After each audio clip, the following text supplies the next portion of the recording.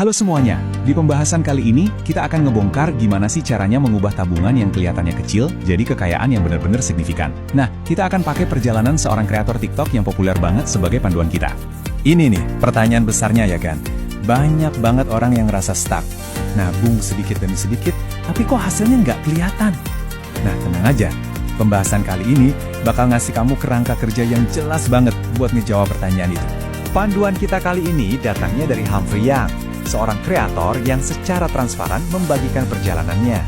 Kita bakal ikutin langkah-langkah yang dia ambil, mulai dari pola pikirnya sampai ke strategi investasi yang spesifik. Oke, yuk langsung kita mulai aja. Jadi tahap pertama di tangga finansial ini tuh bukan soal trik investasi yang ribet. Sama sekali bukan. Semuanya berawal dari pola pikir. Dimulai dari keputusan sadar tentang gimana kamu belanja, atau lebih tepatnya, nggak membelanjakan uang kamu.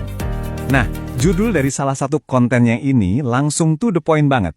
Kekuatan buat nabung dalam jumlah besar itu ternyata datang dari apa yang kita putuskan untuk nggak dibeli. Ini adalah alat penghematan yang luar biasa ampuh. Pesan utamanya tuh gini, ini bukan soal hidup sengsara atau motong semua kesenangan. Bukan.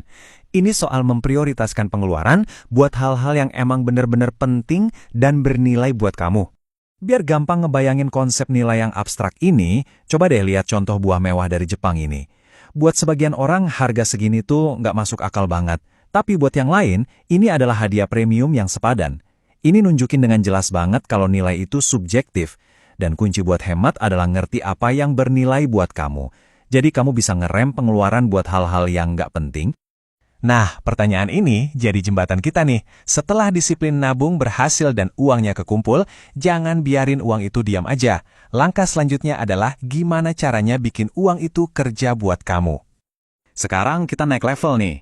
Kita ambil modal awal yang udah susah payah kamu simpan, terus kita taruh di pasar biar mulai tumbuh. Ini adalah langkah yang mengubah kamu dari sekedar penabung jadi seorang investor. Oke, kita bakal fokus ke angka ini, $1.000. Ini adalah jumlah awal yang spesifik dan buat banyak orang cukup bisa dicapai buat memulai perjalanan investasi mereka. Nah, ini dia rincian portofolio yang disaranin Humphrey buat pemula.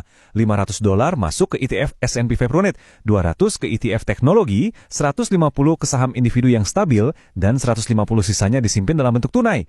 Yuk kita bedah kenapa alokasi ini bagus. Hei, sebelum lanjut, kita jelasin dulu istilah penting ini. Gampangnya, bayangin aja ETF tuh kayak keranjang belanja. Daripada milih tiap saham satu persatu, kamu beli aja seluruh keranjangnya. Jadi, risiko kamu langsung tersebar ke banyak perusahaan sekaligus. Praktis kan?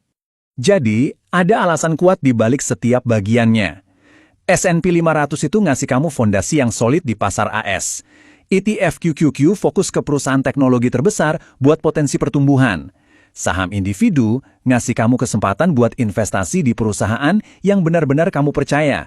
Dan uang tunai itu amunisi kamu buat beli pas ada peluang bagus. Oke, dari investasi pertama tadi, sekarang kita beralih ke tujuan jangka panjang yang lebih besar, mencapai tonggak $100.000. Nah, gimana strateginya berkembang dari situ? Seiring portofolionya makin besar, strateginya ternyata tetap simpel dan fokus ke ETF. 3 kendaraan investasi utama yang jadi inti perjalanannya sampai ke 6 digit adalah VTI, VEU, dan SCHD. Coba kita lihat gimana alokasinya. Ternyata alokasi utamanya itu simple banget.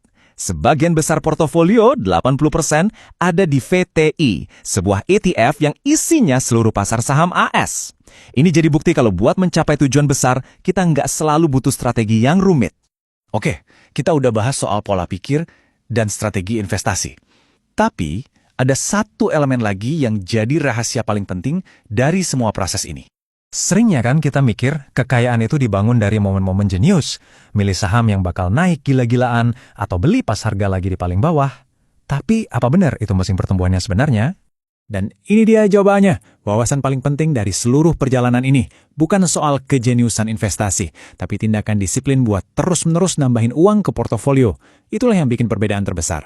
Jadi, kontribusi itu kalau diangkain berapa sih? Menurut perjalanannya, jumlahnya segini.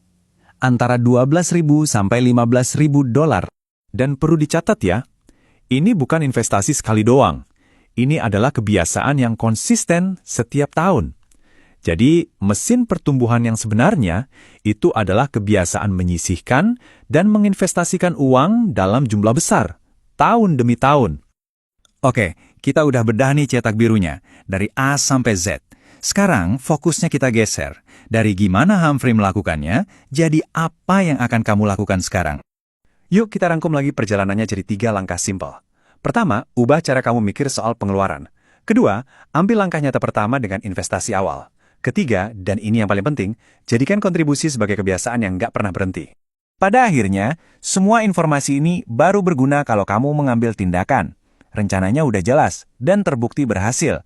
Tantangan sebenarnya itu bukan karena rumit, tapi karena keberanian buat mengambil langkah pertama. Jadi, pertanyaannya sekarang, apa langkah pertama kamu?